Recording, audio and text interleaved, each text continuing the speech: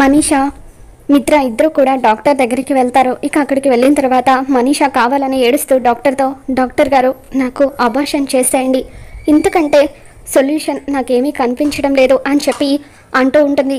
ఇక దాంతో మిత్ర, అవసరం లేదు మనీషా, నువ్వు అబార్షన్ చేయించుకోవాల్సిన అవసరం లేదు, దీనికి సొల్యూషన్ నా దగ్గర ఉంది, ఇప్పుడే అందరి సమక్షంలో నేను ఒక నిర్ణయం తీసుకోబోతున్నాను అని చెప్పి అలా మనీషా చెయ్యి పట్టుకొని ఇంటికి తీసుకొని వస్తూ ఉంటాడు.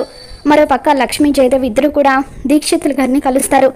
దీక్షితులు గారు మిత్ర జాతకాన్ని పరిశీలించిన తర్వాత మిత్ర జీవితంలో ఒక పెను మార్పు సంభవించబోతుంది.